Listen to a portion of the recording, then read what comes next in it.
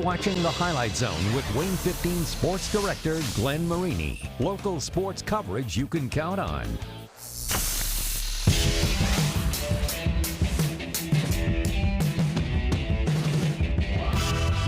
There's nothing like a Friday night in Kendallville, in my opinion. There's no better place to be. We just gonna beat them at that game and just be better than them. You know, we've never played them before, so it's gonna be exciting. There's a lot of people who are ready to eat, which is exciting. A couple story programs going at it, so it should be a lot of fun. When people are talking about coming to East Noble, they always know that it's going to be a wild environment and it's going to be a physical game, and I don't think it's going to disappoint. Disappointment? Oh, Luke Amstutz. That is never in the cards when you head to Kendall, Vegas. Welcome to the 29th season of the Highlight Zone here on WANE TV, Fort Wayne's longest running and most watched sports show. Now this season, we start with a week one like we've never seen before. We got highlights of 20 local games to get to tonight, and we start with Josh Ayen and your Highlight Zone game of the week. Josh. All right, Glenn, this fall the SAC is shaking things up from the start. Not only is the conference splitting into two divisions, but each team is adding two non-conference games. That means the SAC squads are scheduling some fresh matchups and include some opponents they may have never even played before. One of those matchups is your first Highlight Zone game of the week of the new season. And it's Bishop Lures at East Noble. First time in history that these two storied programs have met on the gridiron.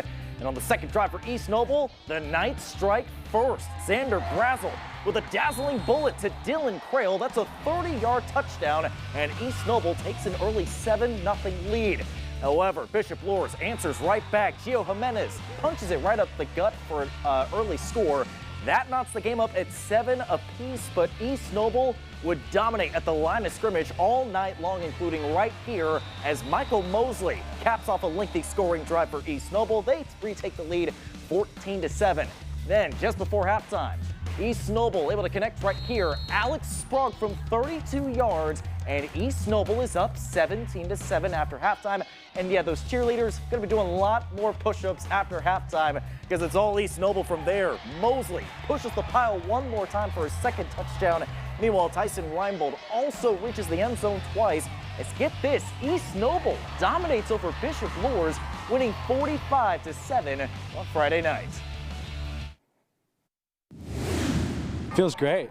Feels great to come out here and play like this right in front of our community with this big crowd. Everybody's anticipating this week, how it's going to be week one, game of the week. Feels great. Our defense stepped up in one way I've never seen here 3 years at East Noble. And then our offensive line just absolutely getting after it, getting down dirty in the trenches, just absolutely killing them up front on both sides of the ball. Last year, all those weird bounces kind of went against us. Tonight, we got a few of them. You know, are we 45-7 better than that team? Probably not, but tonight we were.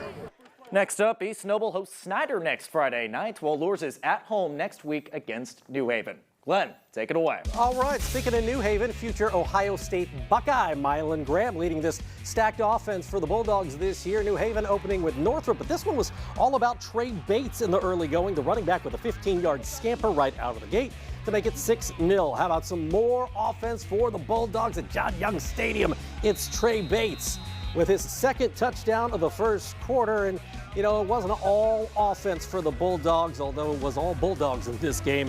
You're going to see Malik Farrow coming up here with the interception for Kyle Brewer and company, and New Haven. So many weapons on that team. A big win out of the gate, 42-6 over Northrop. At Chambers Field, Notre Dame recruit Tay Johnson out for this one, still recovering from a foot injury over the summer. Jordan King, the Purdue recruit, also out as Northside opened with Northridge. Second quarter, 4th and 2, they go for it, and Northridge, good call. Braden Clark to McLean Miller. They would add a field goal before the half to go up 12-7 were the Raiders. Third quarter, Northside starting to get things going defensively. Tristan Newsom with the interception and subsequent return right there. A little bit later on the ensuing drive, you're going to see Cam Johnson trying to take over for the graduated Mr. Starks last year, who had 2,000 yards. Jonte Lambert had those 2,000 yards last year. He is down at the 2-yard line, but Northside would not be able to score on the drive. And that hurt because Northridge wins at Chambers Field 26-13. At Shields Field, Bishop Dwenger hoping to be back at 4A this postseason. We'll see about that shortly. However, the Saints opening with a 6A powerhouse, and 9th-ranked Brownsburg first play from scrimmage. This is the Bulldogs, and this is Garrett Sherrill saying hello. Down the sideline for 80 yards on the first play from scrimmage. That is not Jason Garrett's happy face at all. 7-zip Brownsburg pretty quickly. Later in the first, Tobias Tippmann, it's every Saints fan's favorite game show named that Tippmann. This is Toby with a first down right there, but the drive would end with a Dwenger interception. Ensuing drive, Jake Dunn to Trey Brown. Great catch in the back of the end zone, and Brownsburg puts it on Dwenger at Shields Field tonight, 51-7 the final. At Homestead, the Spartans not exactly easing into this whole non-conference thing. Homestead taking on a Carmel program ranked 8th in the 6A state poll. Second quarter, no score. Braden Knudsen getting the ground game rolling for the Greyhounds, and then it's Ozzie Pollard pounding it in, but it's just a 7-zip lead for Carmel in the second. Chad Zolman saying, hey, I'm in my 20th year as the head coach of the Spartans. I know a few things. They answer through the air. Michael White, the new starting quarterback, to Brett Fox, and Fox with a big first down right there. You're going to see White hit Cale Swager for the touchdown. This was a 7-7 game at the half, but Carmel with a late pick 6 as the Greyhounds beat Homestead 14-7. However, pretty good showing for a Homestead team, and not a lot of people gave a chance in this one. Hey, at Wayne Stadium, Sherwood Haydock hosting a team from Indianapolis. The Generals kicking off the season against Crispus Attucks. We got a lot of defensive highlights when we got there. It's second quarter action. Darian Alexander, love this kid. Sherwood Haydock does too. The big safety gets the interception right there, and Wayne leading 35-6 at that point. But turnabout is indeed fair play. Attucks, the Tigers, it's Richard Skelf with the interception going the other way. However, we mentioned there was a lot of defense when our cameras were there. You're going to see another pick, this time coming from Victor Doty, and Wayne limits the Tigers to just 12 points as the Generals earn a victory 35-12 at Wayne Stadium. 3 SAC teams played some big-time programs down in Indy tonight for Carroll. That meant a date with Hamilton Southeastern. You may remember them from the state semifinals last year. Pick it up second quarter. That's Jimmy Sullivan. And as good as he was last year, that's not how he wanted to start this year. It's a pick 6 by Mason Alexander, and the Royals up 14-zip. Later in the second quarter, Sullivan to Brady Road. That is a nice catch in the red zone, but HSC's defense would bend but not break on this drive. You'll see him stuff it here. Carroll goes down to Hamilton Southeastern and falls to the Royals by a final of 28-14. Let's stay down in Indianapolis. Snyder squaring off with Warren Central. Last time these two storied programs met, the 5A state title game in 2004. Snyder down 8-zip in the first, but Karan Billingsley changes that. A 19-yard scamper from the quarterback, and it's now just an 8-7 ball game. Snyder got a lot of running attack this year, got a lot of defense coming back too, and they show it right here. Interception by Levi Overholzer. Kurt Tippmann loves this guy. You can see why. Probably saved a touchdown right there. Ensuing drive, it's Billingsley again. Watch the spin move right there. Are you kidding me? He's in, and Snyder goes on and puts a whooping on Warren Central. You'll final in this one, 42-20 Panthers over the Warriors. At Concordia, Tim Manigal's got himself a real young team this year. Only 3 seniors on that Concordia roster. They were taking on Indianapolis Cecina. First quarter action, Cecina on the board as the Crusaders. Mason McClellan gets the touchdown. It's 7-zip. Little Concordia defense coming up here. Evan Stipp with a PBU there for the men in maroon. Then you're going to see off the loose ball, Zach Spielman is Johnny on the spot. He jumps on it. Ball to Concordia. But it was a tough night for the Cadets as they fall on the road 48-20. We're going to take a quick timeout, but coming up after the break, Adams Central is coming off back-to-back trips to the 1A state title game. And after 2 runner-up finishes, will the third time be a charm? We'll head to Minnick Field in just a minute. Plus, with Todd Mason gone, it's a new era at Eastside. Blackhawk Christian also makes its 11-man football debut and trips to Busco, to Norwell, to DeKalb, and more. Check this out. We got 11 more games coming your way next on The Zone. We're flying high tonight! Stay tuned for more Jets highlights. Yeah!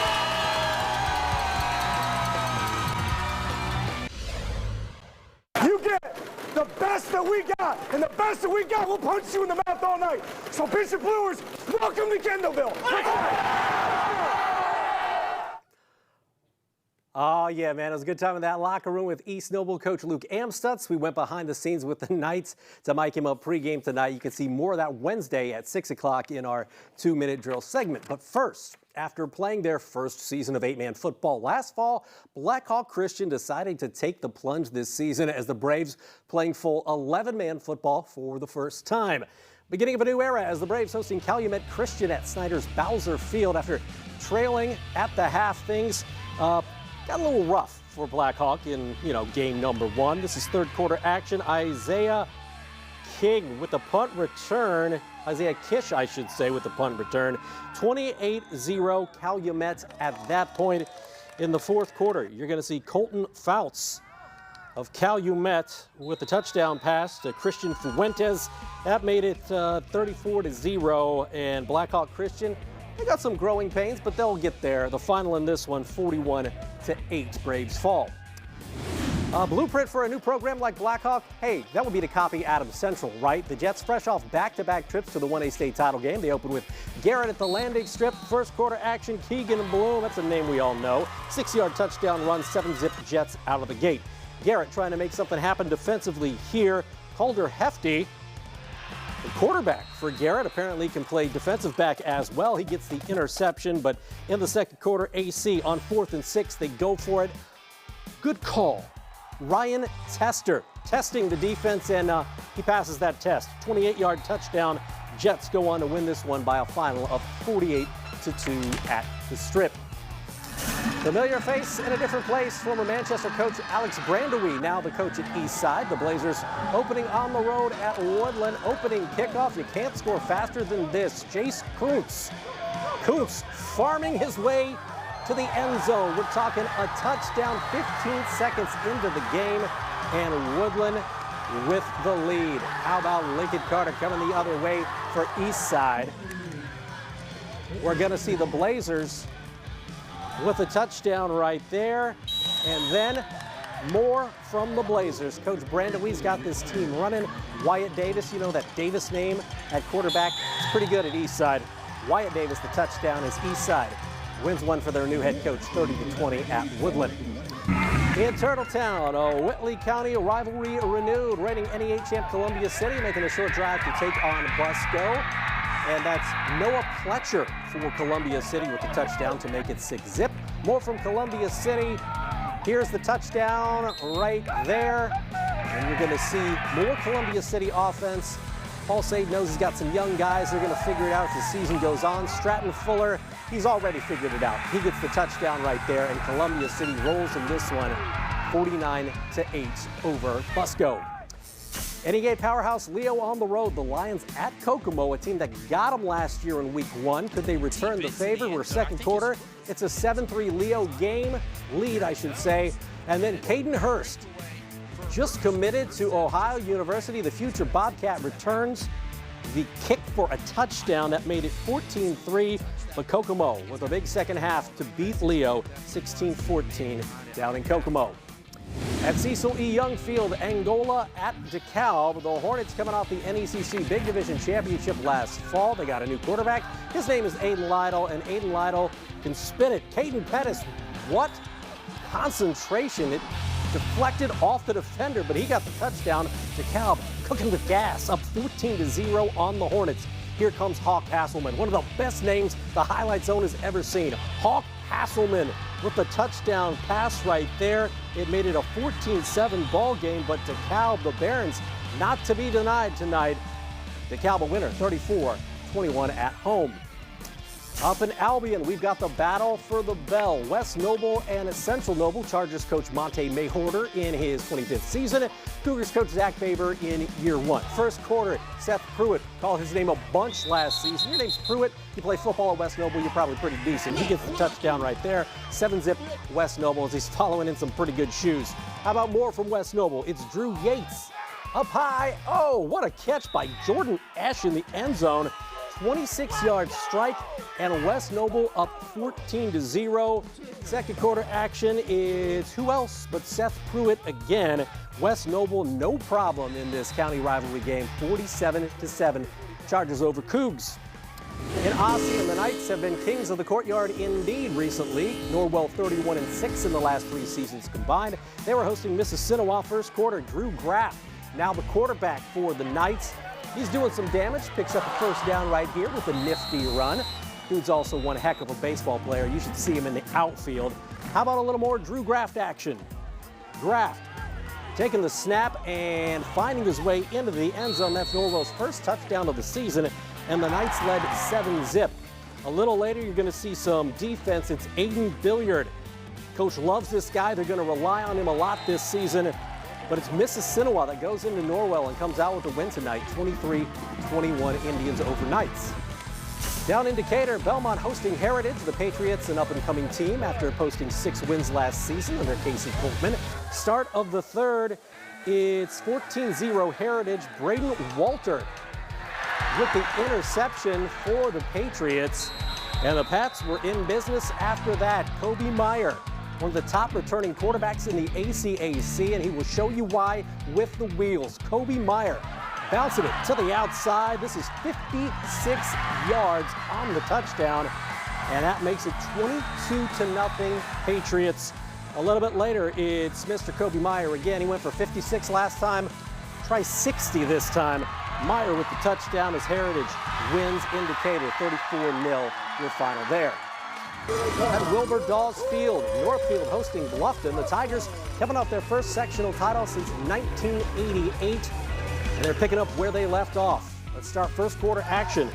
Braxton Betancourt looking at Tucker Jenkins. Now Jenkins is a beast on the basketball court. Apparently can play a little football as well. PAT no good. It's a 6-zip Tigers lead, and Daddy Kunks had the offense rolling. Tucker Jenkins with a touchdown there to make it 14-zip after the 2-point conversion was good. And Bluffton rolls at Northfield tonight. Tigers 47, Norse just 6. Final stop for football. Bart Curtis and the Warsaw Tigers on the road to Michigan City. Warsaw won 8 games last season. Coach Curtis has had quite a hand in turning this program into one of the best in the NLC. Picking up in the first quarter, though, Michigan City moving the football. Tyler Bush to Elijah Collins. That's a nice pitch and catch, and Michigan City led 7-0. Now, Warsaw, they play a little BART ball. They love to run it. Had a little trouble with ball security early. It's recovered by Michigan City, but Warsaw recovers themselves and goes on to win by a final of 17-3. We got more Highlight Zone coming your way, including your Gem of the Night. That's next. We are the Blackhawk Christian Braves. Stay tuned for more Highlight Zone. Let's go! Let's go! Let's go! It's only week 1, but we're not done! Let's have no show right! Here's your Gem of the Night! Those fellas were a little excited, and they should be, because last football season it was a tough task every Friday night, just who would come home with the Highlight Zone's highest honor. Well, we got to kick off this new season with a bang, and with that, here is your first Gem of the Night this year, brought to you by Peter Franklin Jewelers, as always. And we got to go down to Indianapolis for this one, because Karan Billingsley showing you the spin cycle, right? Snyder High School, woo-woo, their quarterback looking good with this touchdown to give the Panthers the lead, and Snyder wins that one 42-20 at Warren Central. A nice statement win for the Panthers as Karan Billingsley brings home your Gem of the Night thanks to Peter Franklin Jewelers. Hey, what does next Friday look like? Here are some of the games we're going to be featuring on the Highlight Zone.